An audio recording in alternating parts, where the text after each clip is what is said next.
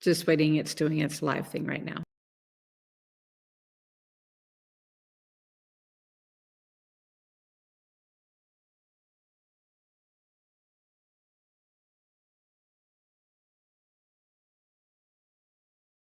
Welcome home to USA Global TV and Radio. Ours is a place where dreams take flight, voices are heard, and stories are shared. This is where cultures meet, connections are formed, and ideas are transformed into action. This is your destination for authentic storytelling, diverse perspectives, and meaningful conversations. We're where global stories unite and bridges are built beyond all borders. Discover our world of education, entertainment, hope, and inspiration. Together, we're building bridges worldwide. Subscribe to our USA Global TV channel and download our USA Global TV app. Be our guest or join our team. Visit usaglobaltv.com. With heartfelt thanks to our executive producer, Dr. Jacqueline Kerbeck, music scored by Yifei Tang from Cloud Road Music, creative direction by Paul Garcia, and I'm Al Cini, and I'm very proud to be part of the USA Global TV and Radio family. So join us here at USA Global TV and Radio. Make us your home for global connection. All rights reserved. This video and its contents are the exclusive property of USA Global TV and Radio. Unauthorized use, duplication, or redistribution in any form is strictly prohibited. Thank you for being a part of our global community. Let's inspire together. Ego. That's what we're going to talk about today. What is ego? Fix that camera there. Is it good? Is it bad? What do you need to know about ego? Well, I've been talking to a lot of people about this recently, and we were talking about what's inspirational and what's showing off. What's good? What's bad? Where does inspiration begin and end, and where does showing off begin? I'm going to say something right now that I think is absolutely 100% true, and people could disagree if they want to. I mean, I'm not saying that they have to agree, but I will say this: in order for any human being to be successful, they have to have an ego. They have to have an ego. I don't care who it is. I don't care what political affiliation they are. I don't care what business they're in. I don't care what religion they're in. No matter what it is in any walk of life, there has to be an ego in order to drive you. There has to be. Only successful people have egos. And we like to think that they don't. You know, sometimes I'll watch old videos of things from when I was a little kid. And earlier this week, I was watching some clips from old Mr. Rogers videos. And Mr. Rogers, for those who don't know, was he ran a children's show, and he was probably one of the most calm, subdued people that you could ever meet. He's very calm, and people who have actually met him in real life said the same thing. Fred Rogers is very famous, so most people know exactly what I'm talking about. He had an ego.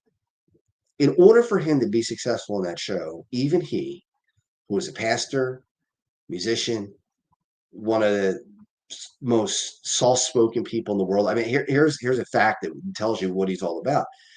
He kept his weight purposely at 143 pounds because he wanted it to be, if you count the letters, I love you. So I is one letter, love is 4 letters, and you is 3 letters. And so that's what this man was all about. Yet he had ego.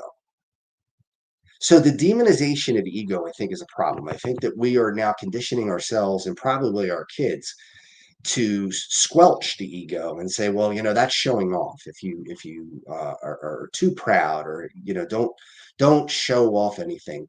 Well, why do people put the diplomas in their office in glass and have a frame? Is that showing off, or is that something you're proud of and you just put up there? Why do people have trophy cases for things that they've won? Is that showing off, or is that inspirational? Is that something that people say, hey, it took a lot of discipline to do that?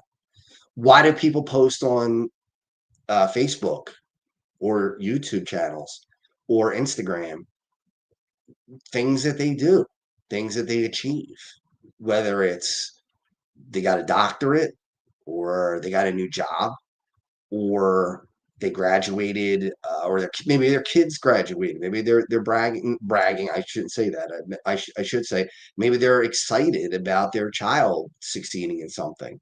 Maybe it was a sport. Maybe it was a dance recital. Maybe it was gymnastics. Whatever it is, in order for anyone to be successful, and I've said this already, but I'm going to say it again, you have to have an ego. Anybody you can think of who's successful has an ego.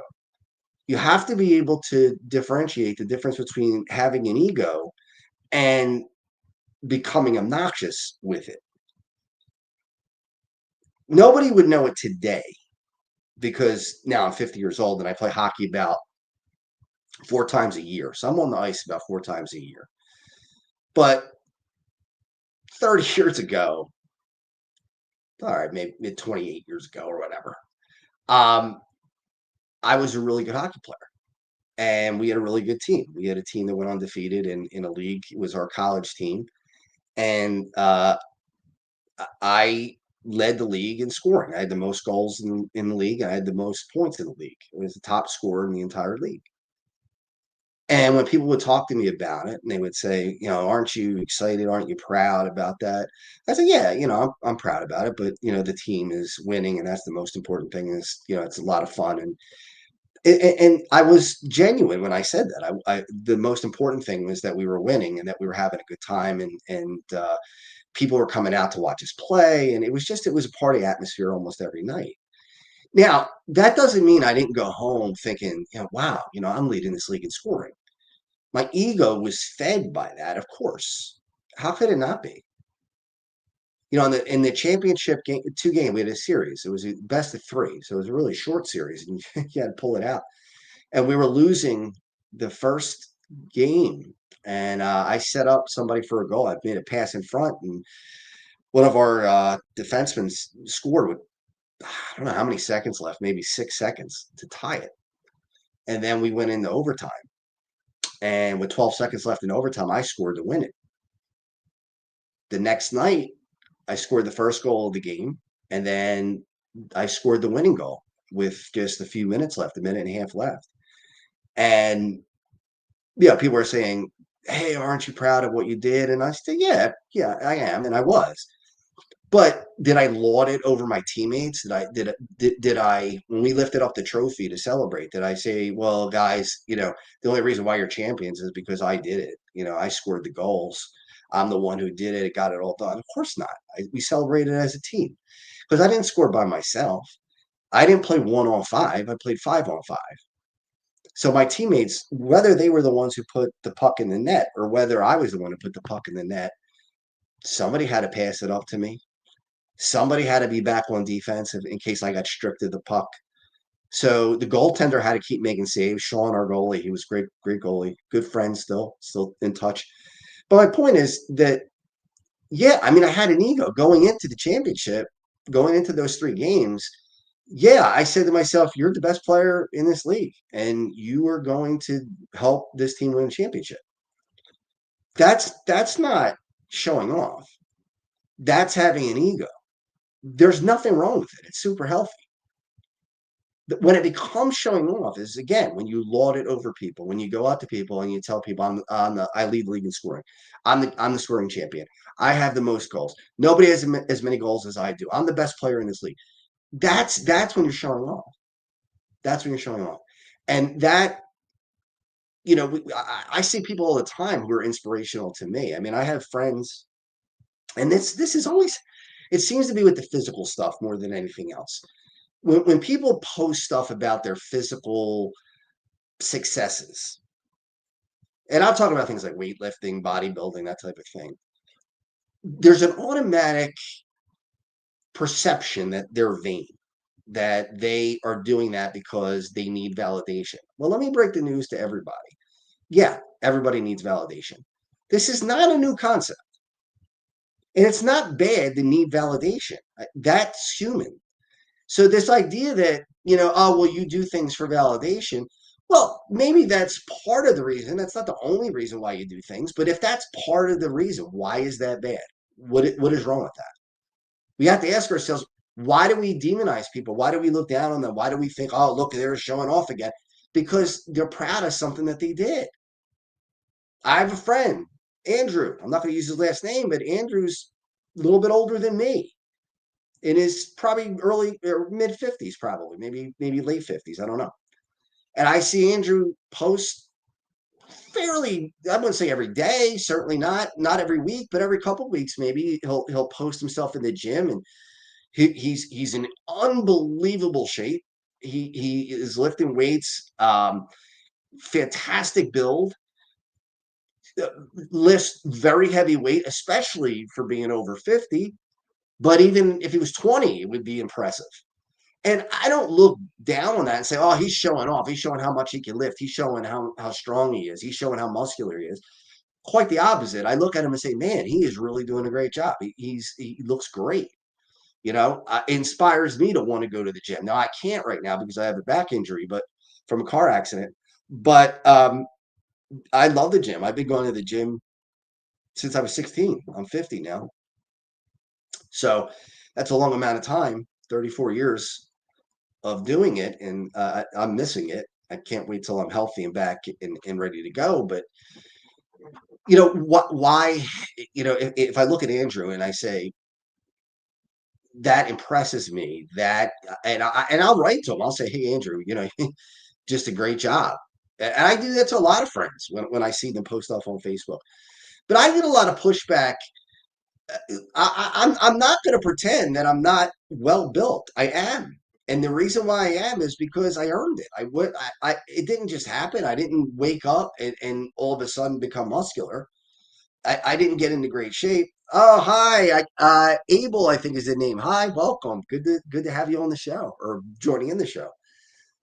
I didn't, I say that the muscles are the trophy for the hard work. Do I go into the gym in my head with an ego? Yes. When I'm able to work out, when I'm back in the gym, I will have in my head that, yes, you can do this. Yes, you are very strong. Yes, you are well built. There's nothing wrong with that. What becomes showing off is when you go to other people and keep talking about how much bigger you are than them, how much stronger you are than them, how much better you are than them. No. I go to the gym, and if I see somebody struggling with lighter weight than I lift, I don't laugh at them. I help them. They may need a spot. They may be struggling, and the weights they can't lift it up. And I'm coaching. I'm cheering them on. I'm like, go, go, go. And I'm still inspired by them. But even though it might be a weight that's easy for me, but for them it's not. I know what the struggle's like. I get it. So I don't have a problem, or the vice versa. There might be somebody. I talked about this a lot. I'm trying to become the first ostomate. I have an ileostomy to bench press 400 pounds. Now, I got close. I got to 385, but I didn't make it to 400, or 405 actually would be 4 plates on each side. But does that mean that if somebody next to me has 500 pounds on the bar and they could bench 500 pounds, that my 400 pounds is now eliminated, or it doesn't have the same value? No, it's still 400 pounds. Now, I didn't get there, but my point is that person has an ego too, and they're doing amazing things. I mean, the bench press 500 pounds is almost otherworldly. I mean, you're talking about maybe 0.001% of the planet can do that. That's pretty impressive. So, same thing with bodybuilders or people who are weightlifters that are in good shape. We talk about, being in good shape, and I wasn't. I was in great shape in college. I was in great shape after college. I got sick with ulcerative colitis and then lost everything. All the muscle, everything went away. I had to have surgery, the whole 9 yards, lost everything. And then built it back up again. And got really, really big and really muscular.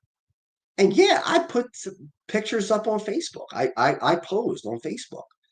I had 20-inch biceps. They're a little smaller now since I haven't been in the gym, but 20-inch biceps are abnormally large.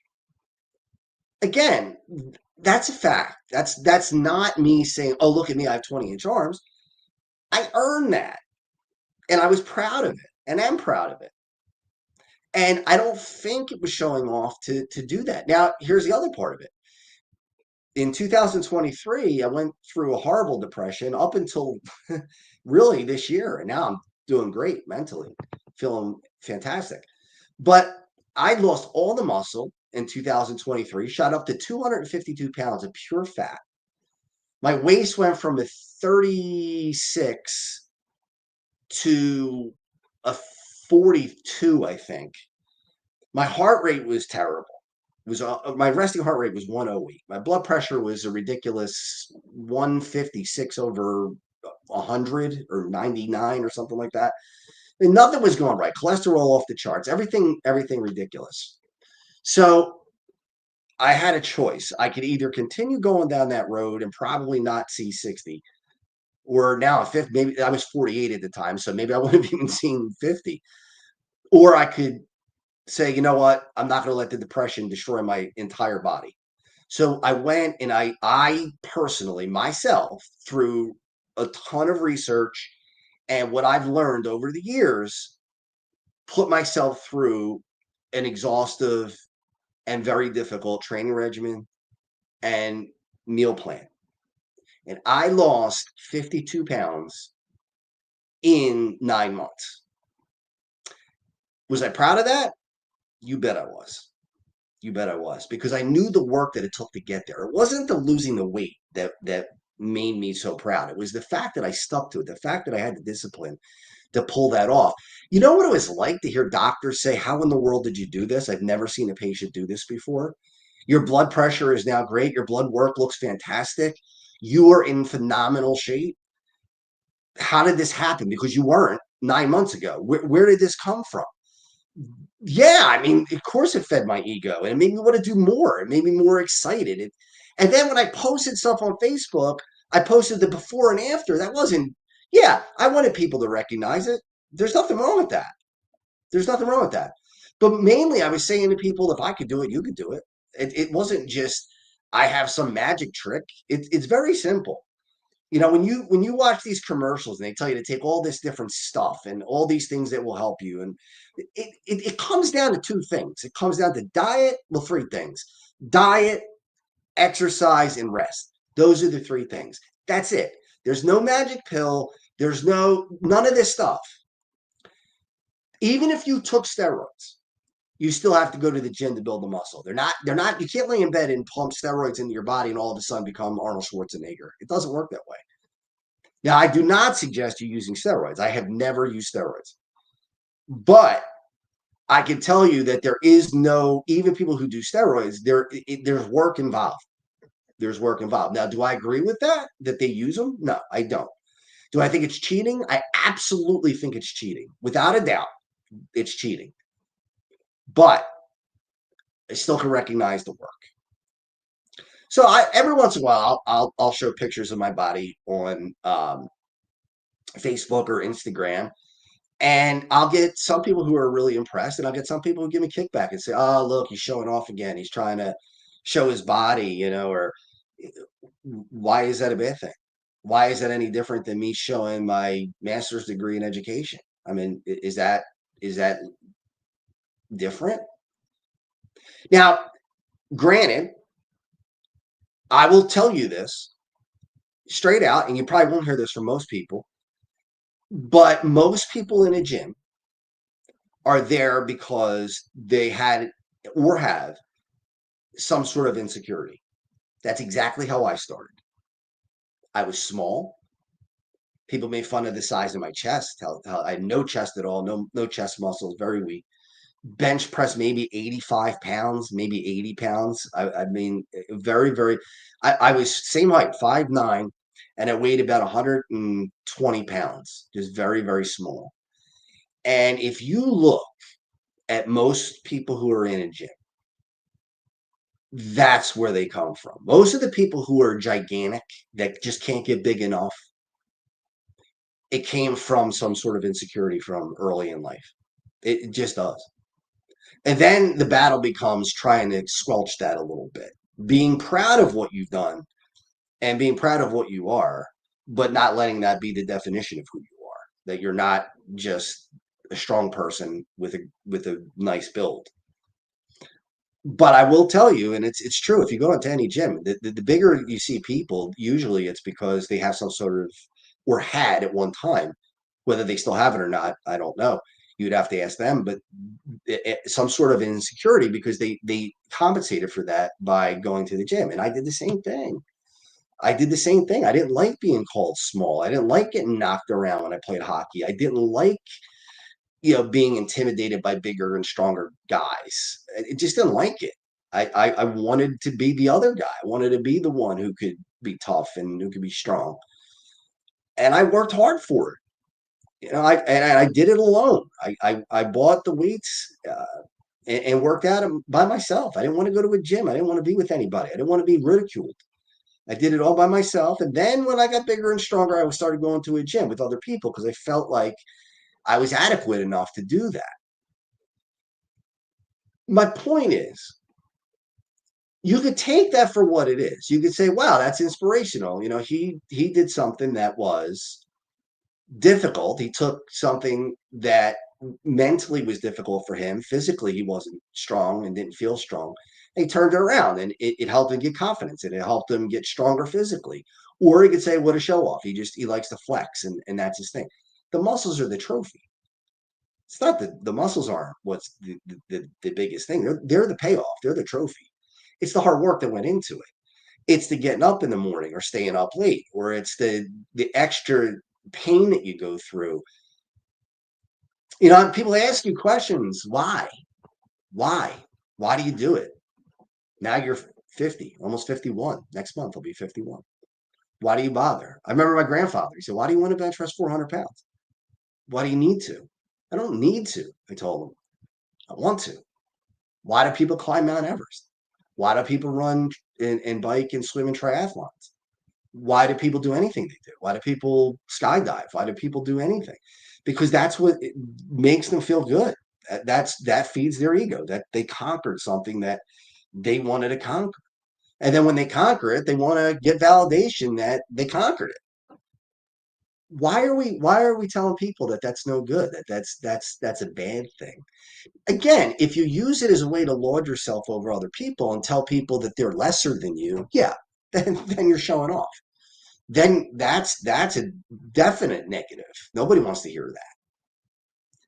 But most of the time when people get fed up or act out about something like that, it's because either A, they're jealous of it, or B, they just don't understand why it is that you do what you do.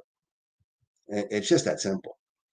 If you're a great piano player, why would you not play the piano and put it on YouTube? If you're a great guitar player and singer, songwriter, why would you not sing and play the guitar and put it up on YouTube, Facebook, Instagram? Why would you not? Is that showing off? Or is that entertaining people? Is that inspiring people? Maybe somebody like me would say, hey, that I really would like to learn how to play the guitar. And I'm inspired by that, so I could go and play the guitar. So that's a positive thing. I don't look at those people and say, oh, what a show off. This person's a great guitarist, but why do they have to show everybody? Well, because they're a great guitarist. Why is that bad? Or if you're a great painter, I have friends that are artists that are unbelievable. Unbelievable. They have an ego. It's okay that they have an ego. They know that they're good at it, but they still want to hear it. They still want to hear you're good at this. There's nothing wrong with it. I think we're getting into a place where we worry too much about, are we going to look like we're conceited, or are we going to look like we're, overly proud? And there can be that, but for the most part, when people are proud of what they've done, it's because they've done it. If I climbed Mount Everest, yeah, I would post that on Facebook, of course. Why would I not? If I were a fighter pilot, would I tell people I was a fighter pilot? Sure. Would I be happy when they would say, wow, that's really cool? Yeah. If I was an astronaut and I had pictures of me in space, would I post them? Yeah, of course I would. So it's just my opinion, and people could agree or disagree, but I am totally convinced that the most successful people have an ego and a need for validation. And there's nothing wrong with it. Just is.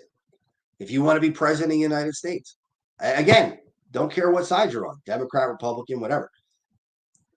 Whether you're Obama, Trump, doesn't matter who you are, Clinton, Bush, doesn't matter.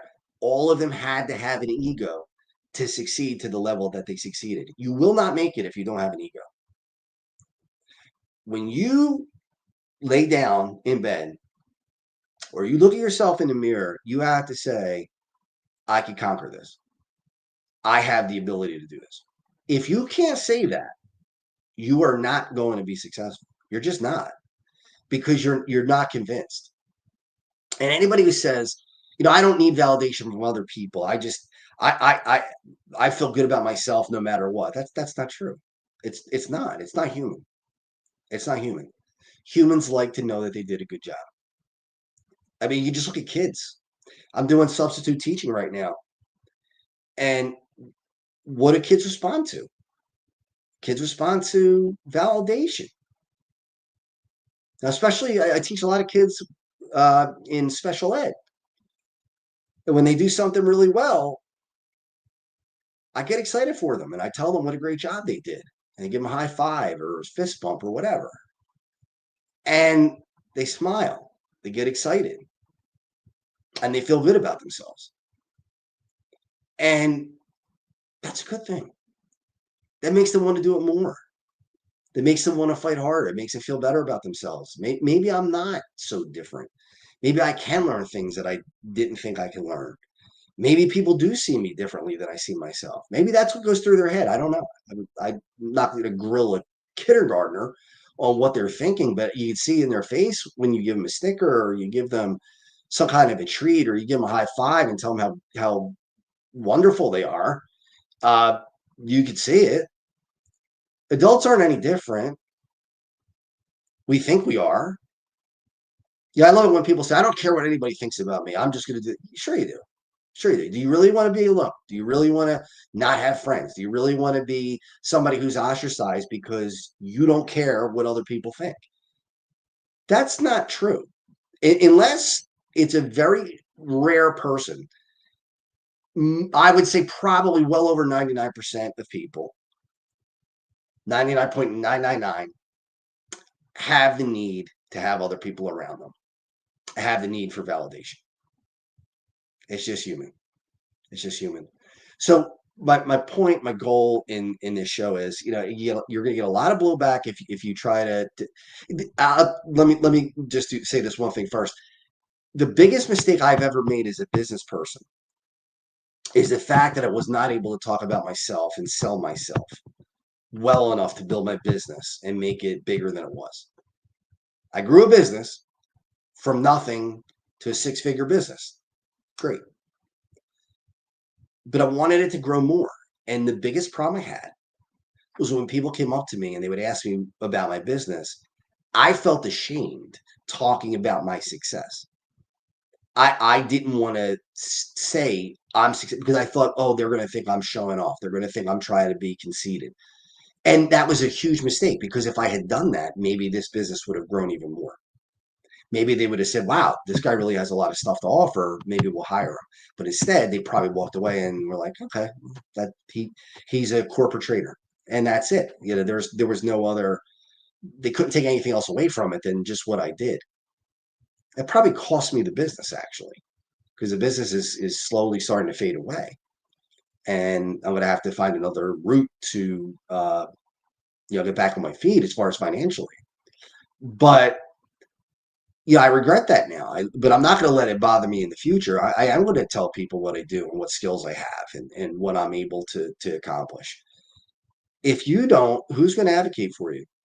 No one's going to come around and say, well, if they don't know you, especially, they're not going to say, well, what a wonderful person he is. He's really great at this, or she's really great at that. She could do this. He could do that.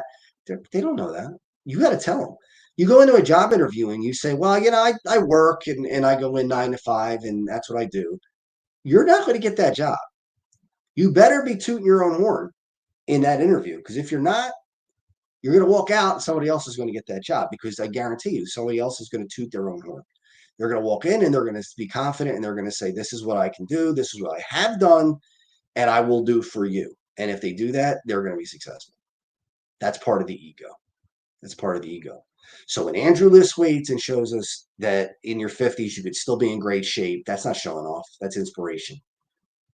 When I show a 52-pound weight loss in 9 months in a ripped up body, that's not showing off. That's trying to be inspirational. When I want to bench press 400 pounds plus with an ostomy, that's to show ostomates that your life's not over with an ostomy. When somebody else puts up their doctorate, that's not showing off. That's showing people that you could accomplish something, that they accomplished something. You're happy for them. Maybe that's something you want to do, whatever it might be. Now, somebody, when it becomes a millionaire, is it showing off for them to say, look, I built my business into $1 million business? No, it's not. Now, if they say, all you losers, I'm $1 million business and the rest of you can't measure up to me. Yeah, okay. That's showing off. That is completely obnoxious. But if somebody's proud of their business and their background, why are we going to look at it as showing off if they're just highlighting what they've done? You know, I don't go around telling people what I bench press. I don't walk around the streets or I don't walk around without a shirt on flexing all day long.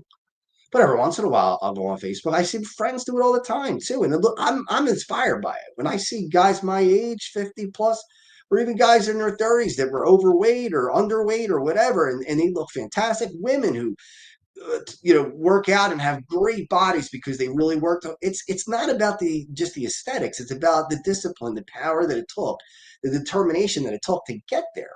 That's what you're impressed about. It's all about doing the best you can and being successful. And if you are, it's okay to talk about it. It's all right to talk about it. Yeah, I want validation from my own kids. They're younger than me. They're obviously they're my kids. Makes sense, right? But even my kids, I want validation to know that I'm a good dad and they're proud of things I've done. And, I show them old pictures of me in the gym or pictures or videos of me playing hockey. And, I like it when they're like, Dad, I can't believe you did that. Or Dad, that looked really good. Or of course. And the same thing with my daughter. I mean, both daughters, they're both athletes, both swimmers, and my youngest plays softball, and they're both really good at swimming. They're both champion swimmers in the area. I mean, not Olympic champion, but they're champions. Yeah, I'm proud about that. Yeah, I give them validation. Of course, I tell them to hang the ribbons up and the trophies. Of course, nothing wrong with that. Now, would I talk to them if they stuck that in somebody's face and said, "Do you have one of these?" I do. Yeah, I would. That'd be showing off. That's where it rolls into something that it shouldn't be. But can they go in and talk to people about it and say, "Hey, over the weekend I did this." When I was 9 years old, I'll finish on this. I just turned 10. First year I played hockey at all, and I just loved it. It was the greatest year of my life. Really, it was incredible. And we were in the championship, and we weren't supposed to win. We were heavy underdogs to this much bigger. I was 10, and most of our guys were 12, 13, and the other team had a lot of 14, 15-year-olds, so they were supposed to kill us. And we won in overtime. Now, the first thing I did was called every family member, especially my grandparents. I called my grandparents on both sides, my grandmother and my grandfather on my mom's side, and told them all about the game, all excited and revved up about it. And I just couldn't wait to tell everybody. Yeah, I wasn't showing off. I was enjoying the validation that I helped win a championship. So the last end of the show here that I just want to say to you is, don't be a show off, but be inspirational. Do things that inspire other people so that they grow, not just to boost yourself, but at the same time, let the validation boost you to even higher heights. Can't hurt. It's not bad. It's human. All right, everybody. I want to thank you for joining us tonight. I want to wish you a happy Thanksgiving. Enjoy it. Have a good time with family and friends. And I will see you next week with some more You as a Whole, Body, Mind, and Soul. Is it true? Is it kind? Is it necessary? In a world quick to judge, one book dares to reveal the hidden cost of silence. Discover Holy but Harmful, The Silent Sin of Judgment, How Hidden Judgments Destroy Relationships and Damage Lives by Dr. Jacqueline Kerbeck. The Amazon #1 bestseller that's transforming the way we understand ourselves and the way we see others. Pick up the companion workbook to uncover your own hidden judgments and learn how to break free from them. Available now on Amazon and at fine bookstores worldwide.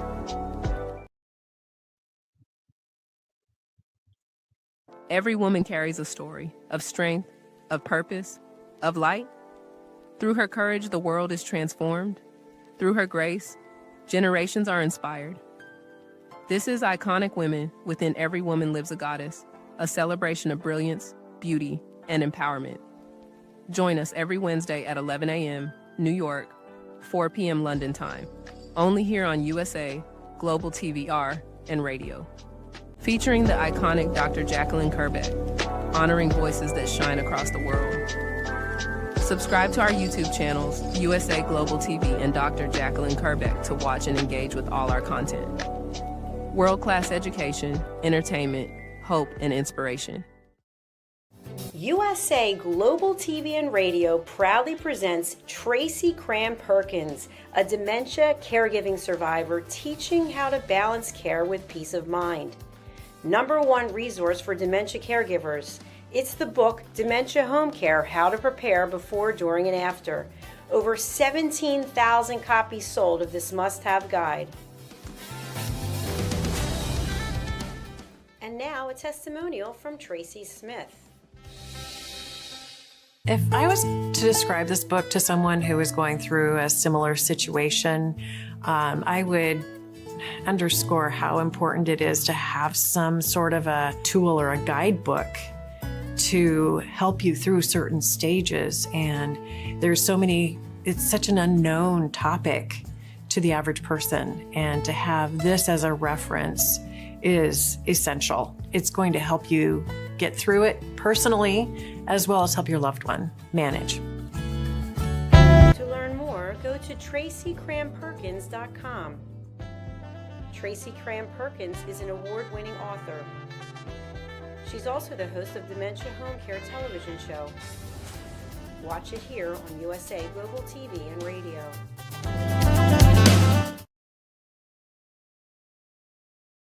Thank you, viewers and listeners of USA Global TV and Radio, for joining us today. We're honoured to have your time and attention as part of our global community.